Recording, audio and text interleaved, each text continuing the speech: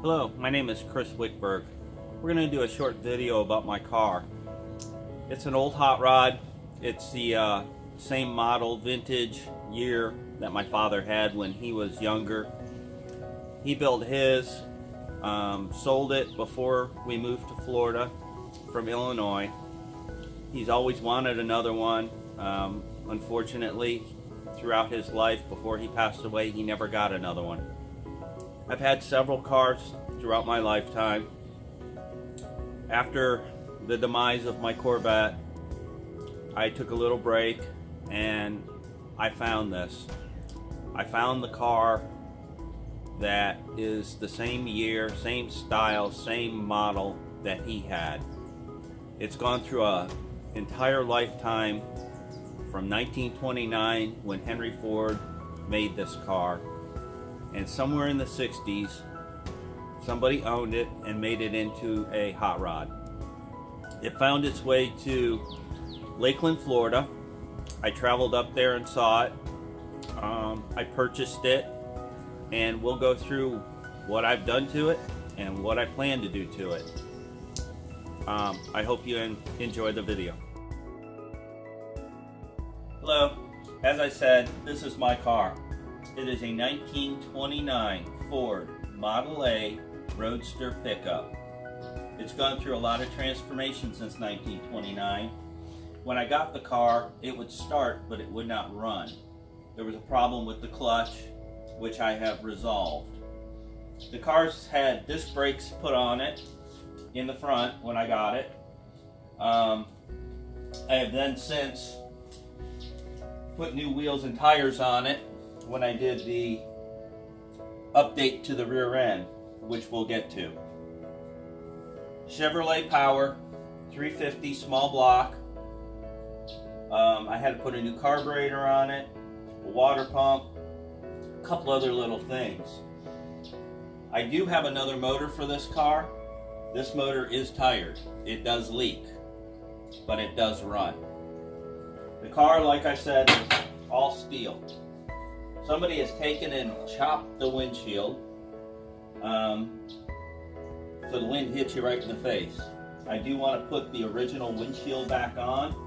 It's about 2 inches taller, so I need to get new posts and a new windshield and then have glass put in it. The doors open and close. The interior needs to be redone.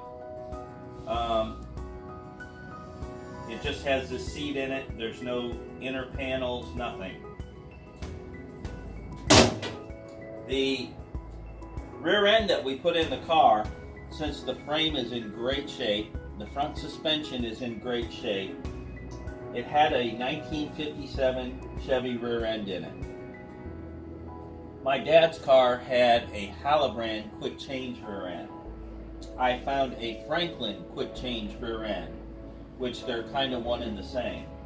That allows you to change the gear ratio of the car on the fly. In 10 minutes you can change the entire gear ratio of the car. When I did that modification, I went with a different ladder bar, a chrome one. I had to get different wheels, so I went with the wheels that my dad had on the back of his, and I bought the matching front wheels. They're Keystone Classics. 15-inch tall, 10-inch wide. Went with a coil-over shock system and lowered the shocks. Made them shorter so the car would sit much lower, still has a nice rate to it. The pickup bed opens up. It didn't have a good fuel tank in it, so I purchased this one just to put in here. I am in the process of making a lower fuel tank that'll hold more fuel, so that I can travel greater distance. This only holds 9 gallons. My plan is to put a hard cover over the back. I can draw your attention to this box over here. This is an old milk box that used to sit on the front porch of people's houses. And the milkman would simply open it up, take the empty bottles, and put the new ones in. Whoever owned the car before me decided it was a good place to put the battery. I am going to probably remove this and make it a little more condensed, maybe even mount the battery below the bed. If I can draw your attention down to the new rear end, as you can see from the back, it has that distinctive hot rod look. This cover comes off with 6 bolts. You simply switch out the spur gears and you can change the gear ratio of the car. It's got coilover shocks on it that are fully adjustable.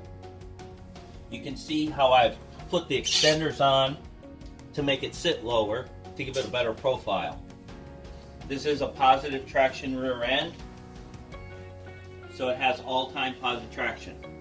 That means both wheels turn at the same time. Things that I want to do to this car, obviously I have to paint the rear end. The car needs some body work. It needs to be painted. I have chose colors. I believe I'd like to do it in a black cherry. I need to put a hard tonneau cover on it. Put my new gas tank in. I want to build a removable hardtop, but I first have to get the right size windshield for it and posts. I'll make that probably out of fiberglass.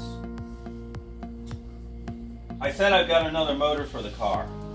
It's got a 4-speed Muncie transmission in it right now that pops out of gear, grinds when you shift. What I'd like to put in the car is a Tremec 5-speed transmission, so I have an overdrive.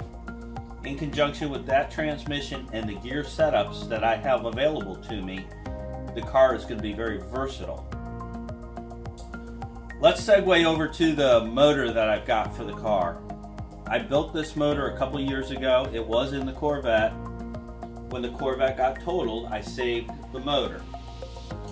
I've been polishing on the motor, cleaning it up, and it's pretty much ready to go in. It lacks the transmission to go on it, and then it should just drop right in. This motor is approximately 400 horsepower, and it runs like a charm. It runs like a charm. It will give new life to this old hot rod. We're going to go ahead and start the car and just pull it out onto the driveway just so you can hear what it sounds like, see that it does move. When we updated the rear end, we also went to disc brakes in the back, so it does have 4-wheel disc brakes. The car needs very little at this point. It needs this motor put in with a good transmission, a paint job, and some interior. But those are big orders. I still work. I have a very hectic schedule. I don't find the time to do this. There's a financial piece to it as well. My wife's not happy that I put money into a car that has been sitting in the garage, but she supports it. I'm going to go ahead and start the car up and move it out so you can see it run.